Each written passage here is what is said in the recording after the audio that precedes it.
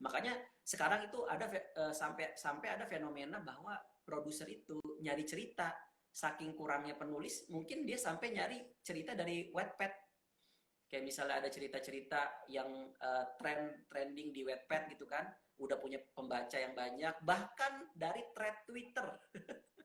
Kayak kayak film KKN di hari itu kan Iya. awalnya cuma dari thread Twitter gitu. Jadi intinya kalau kalau gue boleh saran, mulailah dari membuat cerita, mulailah dari belajar untuk storytelling karena tulang punggung film itu ya skenario gitu. Jadi kalau misalnya kita udah punya ceritanya, um, bayangkan kalau misalnya dari thread Twitter aja bisa menarik untuk seorang produser.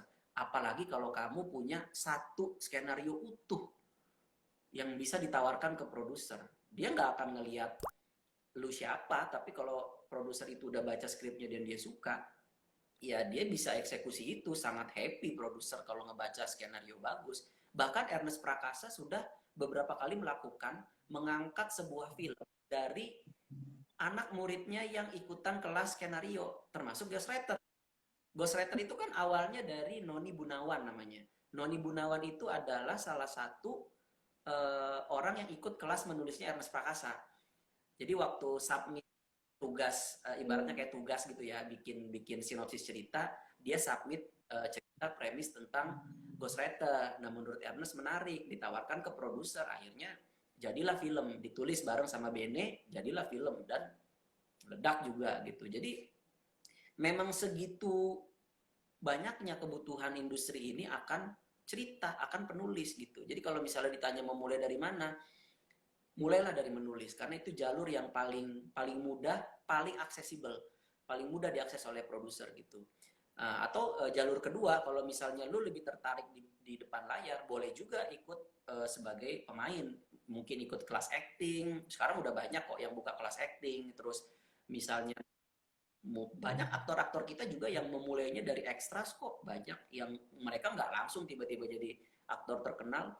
Bahkan kayak Aryo Bayu, dia cerita dulu dia pernah memulai dari ekstras bener-bener yang cuman figuran lewat-lewat doang, tapi ya itu karena dia persisten, ngebuktiin kalau dia bisa gitu ya, pelan-pelan pasti sutradara akan melihat gitu karena memang segitu besarnya kebutuhan kita akan uh, penulis, aktor, sutradara itu masih sangat sangat butuh banyak karena industri kita nih hitungannya belum belum mencapai titik tertingginya. Kita nih masih mulai berkembang, ini masih potensinya masih gede banget gitu. Jadi kalau misalnya teman-teman uh, ada yang hobi nulis, nulis deh. Mediumnya sekarang udah banyak, mau nulis ke Wattpad bisa, mau di bikin dalam bentuk thread Twitter pun kalau menarik bisa membangkitkan apa namanya para produser untuk ngelirik kayak gitu-gitu. Jadi jalurnya banyak. Atau jalur selanjutnya ada juga yang magang jadi kru. Nah ini juga ada. Jadi misalnya kalau lagi ada produksi film, terus buka lowongan, dibuka lowongan untuk misalnya tim produksi. Ya memang kita mulai dari bawah, tapi kan dengan kita ada di lokasi syuting, kita jadi tahu apa yang terjadi, apa yang apa namanya proses kreatif seperti apa yang terjadi di lapangan. Jadi kita bisa melihat dan banyak loh orang-orang yang apa namanya ikut-ikutan dari awal, gulung-gulung kabel demi untuk bisa ada di industri ini dulu dari awal. Ya jalur orang bisa beda-beda, makanya gue bilang gue termasuk orang yang beruntung punya privilege bisa bypass masuk di tengah karena gue memulainya dari stand up comedy. Jadi udah dari stand up comedy dilirik produser untuk main film, jadi udah bisa langsung masuk ke sebagai pemain filmnya. Tapi proses jadi stand up-nya kan itu juga satu proses tersendiri. Jadi orang-orang bisa mulai dari mana aja gitu, nggak dalam satu jalan gitu. Yang penting intinya sekarang dengan era sosial media kayak gini, gue cuma mau bisa bilang bahwa jauh lebih terbuka kesempatannya karena orang bikin thread di Twitter aja bisa jadi film dengan 7 juta penonton gitu. Kayak apalagi yang kita tunggu, mau mau pakai alasan apa lagi? Kalau mau pakai alasan aku nggak punya kenalan, lah emang Simple Man punya kenalan? Nggak punya. Dia cuman apa karyawan di sebuah pabrik yang punya hobi nulis horor dan dia tulis, tapi dia tulisnya detail banget dan itu filmis banget sehingga ceritanya dia itu bagi orang yang ngebaca aja itu bisa memvisualisasikan kejadiannya. Nah yang kayak gini kan film material banget. Makanya produser pasti apa namanya pengen gitu untuk ngambil itu menjadi sebuah cerita layar lebar. Jadi udah nggak ada alasan lah kalau sekarang. Kalau menurut gua, lu bisa dari mana aja. Oke. Oke, banyak jalan ya, Udah dijelas, Say. say. Semua produser main Instagram, say. Yes. Oke, tadi mengenai tahapannya gitu. Nah, ini kan Kak Aca sendiri kan baru baru maksudnya berkecimpung di persutradaraan Iya. ini kan gitu. Gimana sih caranya pendekatan terus cara untuk ngasih tahu karakter ke pemainnya itu gimana sih maksudnya untuk pemainnya bisa mendalami karakter tuh gimana cara Eh, pendekatannya? yang pertama, pastikan lu menguasai skrip. Karena kalau lu tidak menguasai skripnya, aktor itu tuh kritis. Kalau lu ketemu aktor bagus, dikasih skrip, dia nggak akan diem. Dia pasti akan nanya, kenapa gue dialognya begini?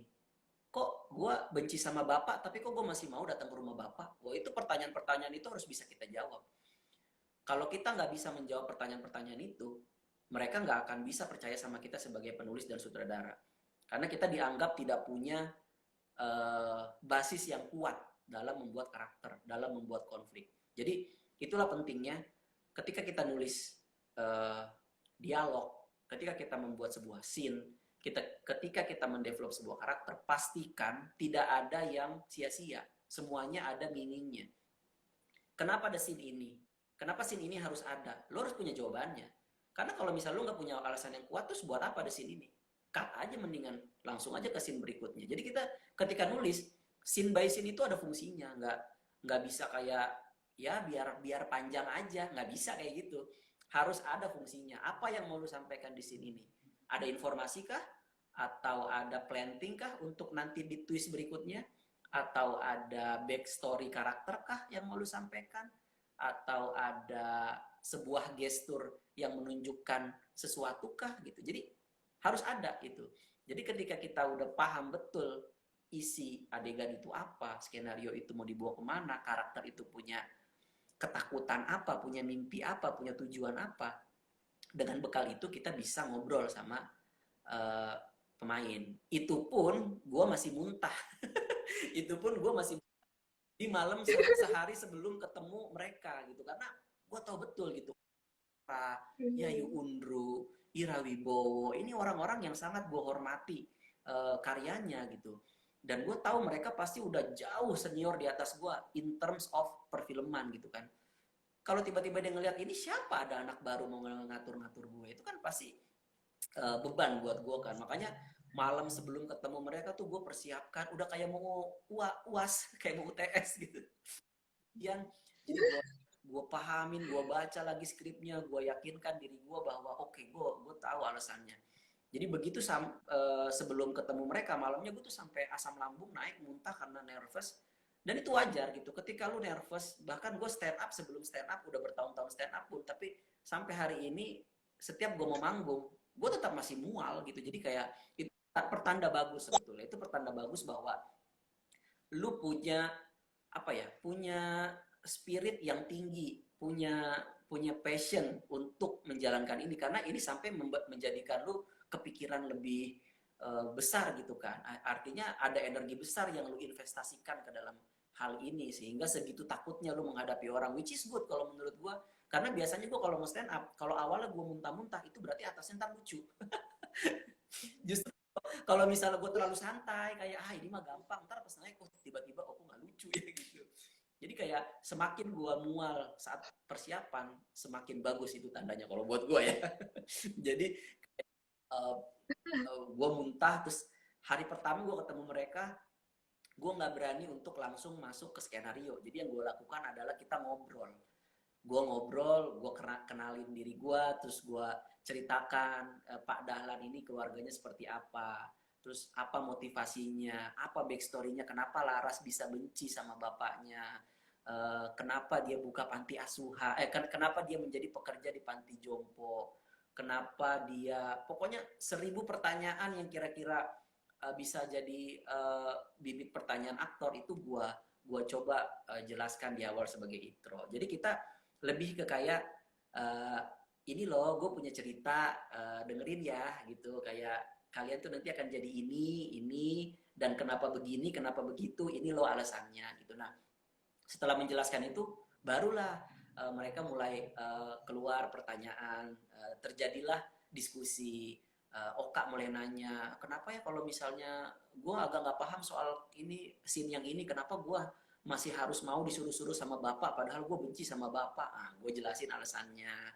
Terus apa namanya, Mbak Ira Wibowo, aku ini kan istri kedua gitu, aku harus gimana sama anak-anakku, segalak aku sama mereka, senggak diterima apa sih aku sama mereka, udah berapa tahun sih aku tinggal di rumah itu sampai mereka tuh nggak mau ngomong sama aku, terus apa sih yang pernah aku perbuat sampai Laras tuh benci banget sama aku. Jadi kayak mereka punya segudang pertanyaan, karena itulah aktor yang baik. Mereka kritis, mereka harus tahu benar-benar sebelum menjadi karakter yang mau diperankan, mereka harus isi diri mereka dengan banyak hal, sehingga ketika mereka udah dipakein bajunya Pak Dahlan, ya mereka udah jadi Pak Dahlan. Karena kalau misalnya aktor nggak yakin dengan apa yang mau dia sampaikan di dialog, ya dialognya nggak akan works, karena dia nggak believe sama dialog itu. Itu sih sebetulnya seberapa jauh kita bisa meyakinkan mereka, convincing mereka untuk yakin dengan dialog-dialog dan karakter mereka. Kalau kita bisa melalui itu, mudah-mudahan sih aktor itu bisa menerima gitu. Mhm. Sesulit itu tapi bagus ya, maksudnya kan berarti banyak hal yang dilewati dulu ya sebelum mulai ke filmnya. Pantesan filmnya tuh kompleks dan detail karena aktor, penulis, kru semuanya tuh satu paket gitu, saling melengkapi. Iya. Belum lagi pertanyaan dari departemen-departemen yang lain. Misalnya departemen, ya kan, tiba-tiba, Bang Aco, ini guest house-nya mau kayak gimana nih? Konsep lobbynya mau kayak gimana nih? Tulisnya handuknya ditaruh di mana? Kenapa kita harus ngebayangin. Jadi waktu nulis tuh kita udah harus bayangan utuh. Ini meja resepsionisnya kayak gini, warna coklat, ada logo depannya, belakangnya jam, sebelah sini sofa, sebelah sini handuk. Udah harus ada di kepala gitu. Jadi ketika orang artistik nanya, lu mau style yang kayak gimana guest house-nya? Kita bisa jawab, jangan gimana ya? Ya gimana baiknya aja deh, nggak bisa kayak gitu. Nah kalau sampai ketemu sutradara kayak gitu, ya nanti timnya juga nggak pede. Wah, ini sutradara gue sebetulnya tahu nggak sih dia mau bikin apa gitu. Oke, siap. Oh iya. Oke, Waktunya gimana Nggak, nih, kita 20 menit berbincang-bincang gak kerasa. nggak apa-apa, lanjut Kenapa, Kak? aja. Oke. Bener nih. Oh, bener nih. Gak lagi sibuk Enggak, banget ini nih. sambil nyuci kok ini.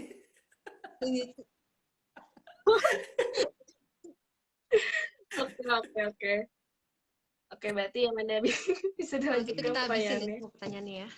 Ayo. Oke, siap. Kalau dari tadi kan udah dijelasin seberapa kompleksnya sih film sebelum dibuat film. Bahkan sebelum syutingnya aja tuh udah pusing banget sebenarnya, kayak tadi mau mual gitu. Nah, aku punya kira-kira berapa lama untuk konsepin satu film sampai itu bener-bener syuting hari pertama gitu? Berapa lama? Kalau skopnya adalah film drama komedi, mungkin bisa nggak memakan waktu terlalu lama, karena beda kayak misalnya kita bikin film action atau film traveling, perjalanan gitu ya, atau misalnya film-film yang topiknya tuh butuh riset yang lebih dalam, kayak misalnya mungkin pernah nonton series Breaking Bad. Itu kan dia di dalamnya tuh ada unsur kimia apa segala macem, jadi kayak mungkin risetnya harus lebih panjang. Tapi kalau misalnya kayak kita ambil aja patokan kayak film Gara-Gara Warisan deh ya, itu kan drama komedi keluarga dengan konflik seputaran keluarga. Itu sih kemarin bikin nulis sampai jadi draft satunya mungkin sekitar 3 bulan. Terus kan ada revisi mungkin 1 bulan. Ya sampai akhirnya syuting mungkin sekitar 4 sampai 5 bulan mungkin. Sekitar segitu. Wow. Karena kan Oke. Cukup panjang iya, ya. iya. Tapi kan tiap orang beda-beda ya. Maksudnya ada orang yang mungkin udah jago nulisnya bisa cepet sebulan jadi misalnya. Bisa aja, bisa aja. Tapi karena gua belum jago, jadi kayak masih apa namanya lama gitu. Jadi gue memang nggak terbiasa nulis cepat. Jadi lebih baik nulis dicicil aja. Misalnya sehari 5 halaman, tapi konsisten aja kayak 5 halaman ini tapi mateng gitu. Udah scene-nya tuh ngapain gitu. Itu pun kadang-kadang biasanya gini, kita nulis nih, wah kita nulis, udah jadi nih, kita baca ulang, anjir kok jelek banget gitu. akhirnya akhirnya ulang lagi, delete lagi, emang kayak gitu karena nulis pertama kali kita tuh selalu merasa tulisan kita tuh bagus. Tapi setelah kita biarin, kita tinggalin, kita tidur, kita baca lagi besok pagi, pasti jelek. Jadi memang seperti itu proses. Oke. Hari ini gue bikin adegan komedi, wah ketawa lucu banget ini pasti nih. Terus tidur, besok baca lagi, apaan sih nih, garing banget gitu. Ya memang seperti itu prosesnya. Tapi nggak apa-apa kalau misalnya kita nungguin sampai benar-benar sempurna, ya nggak jalan-jalan. Jadi mendingan nggak apa-apa tulis aja dulu. Tapi nanti kita akan rewrite lagi, kunjungin lagi dari scene awal, baca ulang lagi, sisir satu persatu scene-scene-nya. Nanti akan ketemu deh mana yang sebetulnya nggak perlu, mana yang sebetulnya masih perlu ditambahin. Itu akan ketemu pelan-pelan. Begitu terus diulang,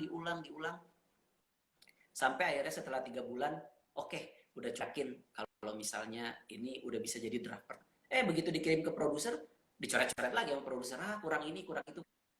Jadi kayak memang proses kreatif itu akan berjalan dan gagal berulang-ulang sih, tapi nggak apa-apa gitu. Selama kita mau nyoba dan memperbaiki itu, hasilnya malah akan lebih bagus. Karena ketika kita membuat skenario, kita kan masih kepala kita sendiri. Begitu dibaca sama produser, akan bertambah perspektif baru dari produser. Jadi penilaiannya juga semakin kaya. Apa yang kita nggak lihat, dilihat sama produser. Akhirnya bisa kita perbaiki. Jadinya skrip kita tuh di-rewrite terus sampai akhirnya dapat satu bentuk yang solid gitu. Nah ketika udah solid, itu biasanya kita udah punya satu pemahaman yang sama, satu suara. Oh iya ini bagus, ini udah solid.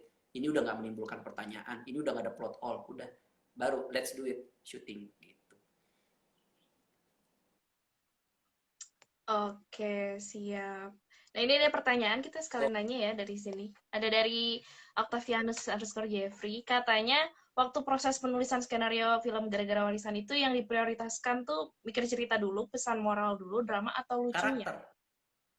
Gitu. Yang pertama adalah karakter. Oke. Karena karakter itu nanti akan menentukan seberapa jauh reaksi dari setiap adegan. Jadi situasinya kan kita udah punya nih, premisnya udah punya kayak oke, ini tentang sekeluarga yang akan berebut warisan. Nah tapi kan karakter seperti apa yang ketika memperebutkan warisan itu menjadi unik gitu, menjadi bisa kayak nggak bisa punya nilai-nilai baru gitu. Nah, kayak misalnya anak berebut warisan sama kakak, terus cuma ada bapak sama ibu, ya udah itu biasa. Tapi kalau misalnya bagaimana kalau ada ibu tiri dalam keluarga itu, nah itu kan bisa jadi lebih tajam lagi konfliknya tuh. Anak ketemu sama ibu sambung, itu kan bisa jauh lebih lagi. Terus bagaimana jika ada satu anak yang diistimewakan, itu kan bisa jadi lebih runcing lagi. Nah tapi kita juga bisa bikin alasannya kenapa anak ini diistimewakan. Biasanya kan kalau orang ya udah anak favorit aja, anak bontot aja diistimewakan. Nah, gue di Gara-Gara Warisan berusaha tidak membuat itu menjadi subjektif, tapi bapak harus punya alasan kenapa dia lebih sayang sama bontot. Nah, pilihan gue adalah dengan memberikan alasan sehingga penonton bisa paham kalau oh ya pantas aja lu sayang sama anak lu yang bontot secara begini gitu.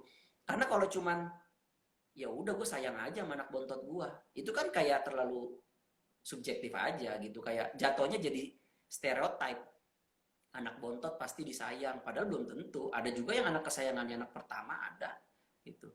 Makanya ya kan di sini adalah kasih dong reasonnya kenapa si bapak segitu ngebelainnya si anak yang ini Nah, akhirnya adalah alasannya gitu.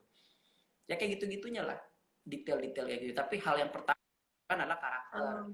Begitu karakternya udah jadi, kita bikin scene plot. Jadi scene plot itu ibaratnya kayak runtutan adegan demi adegan, sehingga apa namanya, ceritanya bergulir sampai akhir. Rangkaian peristiwa, tapi belum ada dialognya. Baru hanya rangkaian adegan aja, misalnya scene 1 Bapak ngapain, scene 2 apa yang terjadi, scene 3 apa yang terjadi, begitu terus sampai 100 berapa scene. Ketika kita udah punya runutan adegannya, baru kita kasih dialog dari setiap adegan itu. Nah, dialog itu akan ditentukan dari seperti apa karakternya. Karakter yang tegas akan melahirkan dialog yang tegas. Karakter pelin-pelan harus melahirkan dialog yang pelin-pelan.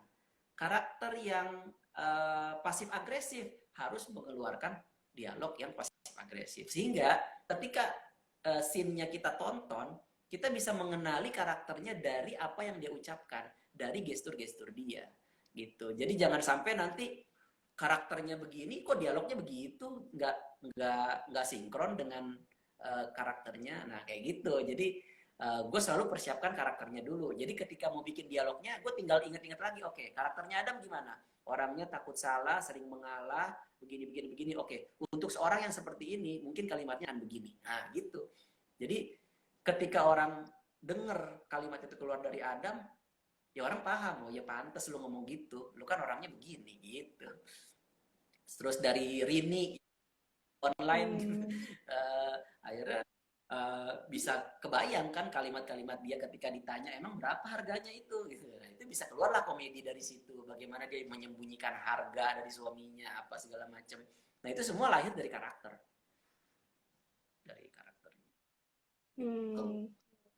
Oke, siap. Wow. Sebuah insight baru ya bagi kita anak-anak Iya, SMA. jujur ini kayak ilmu sekali ya. Banget sih ini. Oke, lanjut. Pantesan aja tuh kayak pas aku awal nonton, ini aku nggak mau spoiler, tapi kayak kan semua juga udah tahu tuh lucu banget awal-awalnya. Terus akhirnya ya seperti biasa ada yang naruh bawang gitu di tengah-tengah bioskop. Jadinya sampai nangis 3 kali sih jujur aku ya. Iya karena Terus salah satu apa ya, pegangan gue juga dalam nulis cerita, ya komedi itu nggak bisa sepenuhnya dinikmati sebagai komedi, harus ada air mata di sana karena mungkin orang akan terhibur ketika nonton film yang lucu, tapi orang akan terkesan ketika dia nonton film yang menyentuh hatinya. Jadi kayak alangkah baiknya kalau misalnya film ini bisa memberikan hiburan, tapi nggak gampang dilupain gitu. Begitu pulang dari bioskop, ada sesuatu yang dibawa pulang gitu, ada yang dia inget gitu. Ya itu sih makanya spiritnya sebetulnya memang pengen begitu niatnya. film muncul setelah Oke. filmnya tayang sampai sekarang ini kira-kira sesuai ekspektasi atau bahkan melebihi nih, atau gimana nih menurut kakak? Kalau gue pribadi sih gue happy karena waktu film ini tayang, kita tuh semua melakukan perjalanan ke beberapa kota untuk ngelihat langsung reaksi penonton.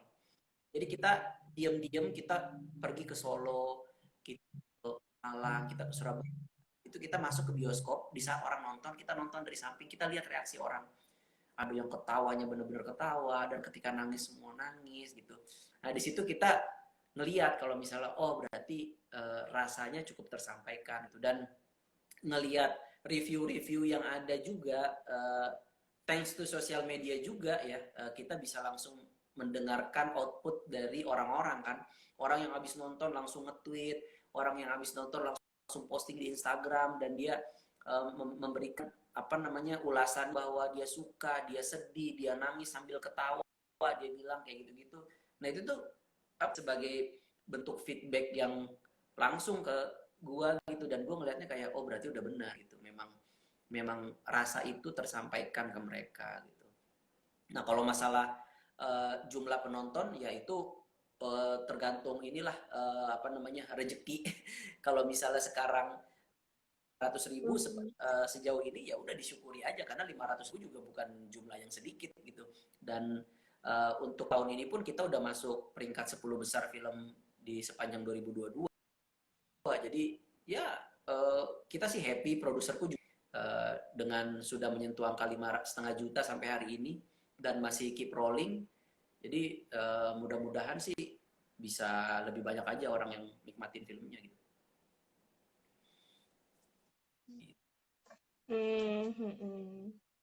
Oke. Nah tadi bahas mengenai yang ekspektasi penonton dan review dari penonton.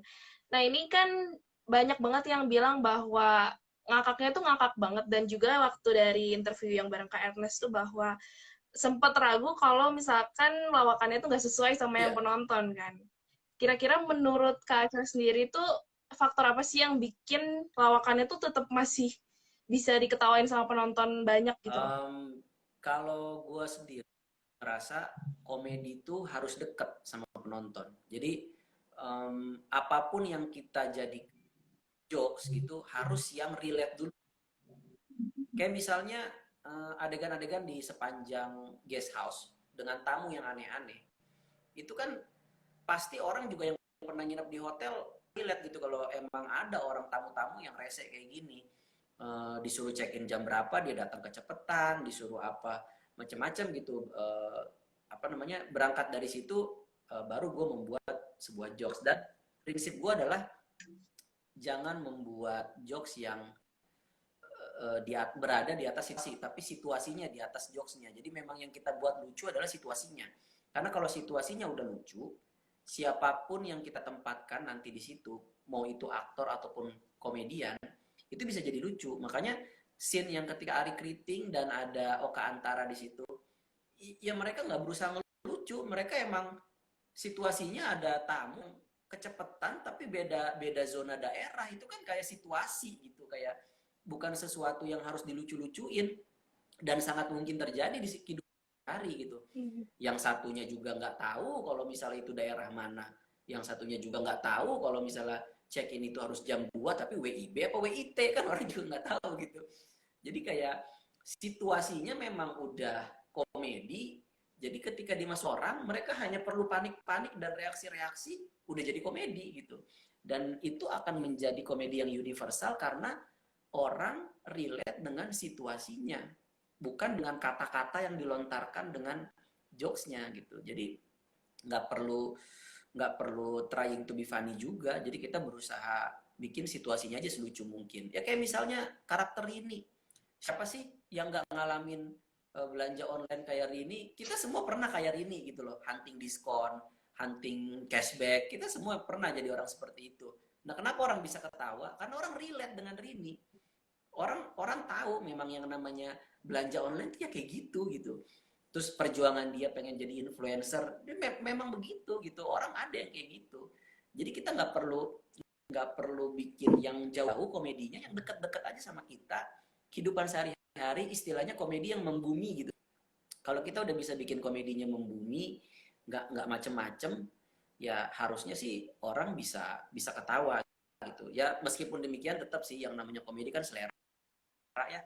Kadang-kadang ada orang yang ketawa dengan satu jokes tapi orang lain juga nggak ketawa. Gue juga ditemani sama seorang medical consultant, Ardit, yang tugasnya Ardit adalah berusaha mencari blind spot gue gitu. Jadi kayak misalnya kalau gue nulis adegan, menurut ini lucu, tapi kan itu menurut gue mau tahu dari menurut Ardit gimana gitu. Jadi kayak ada opini dari orang yang gue percaya selera komedinya, kita bisa diskusi.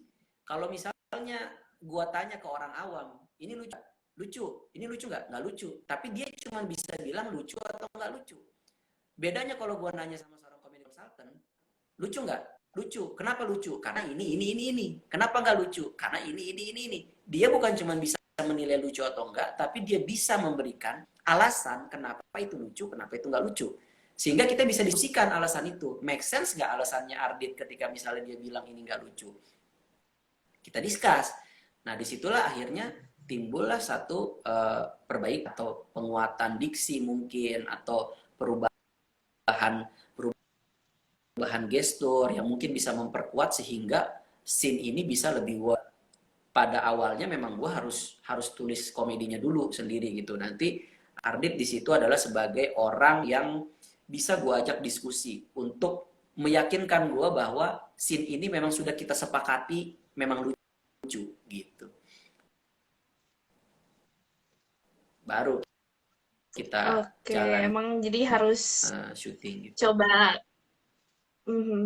lebih ke relate ke orang-orang gitu ya kayak coba komedinya biar relate gitu. Oke, siap. Lanjut.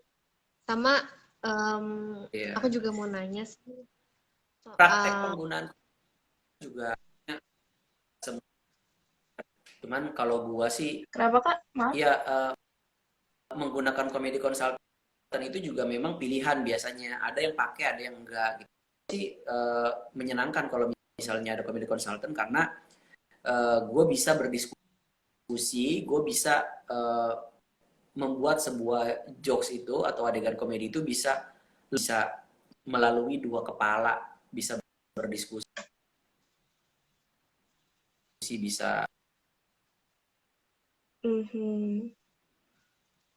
ada pemahaman yang lain gitu.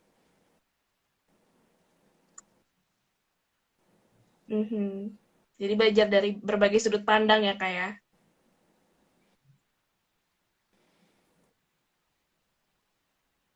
Oke, silakan mungkin lanjut Kak Kak. yang ngelik ya, atau aku Amanda. yang ngelik nih.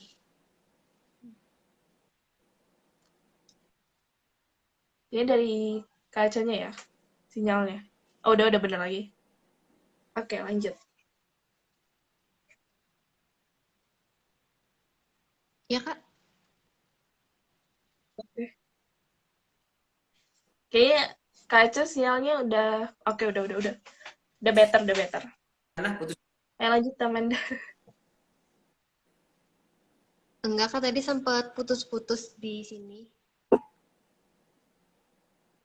Mm-mm. Oke. Oke. Kalau tadi bahas seputar mengenai penulisan dan lain-lain, tapi kalau misalnya sekarang kita situasinya lagi syuting, itu biasanya kendala-kendala apa aja sih yang sering muncul di pertengahan bikin film gitu? Kendala-kendala yang paling standar sih biasanya cuaca.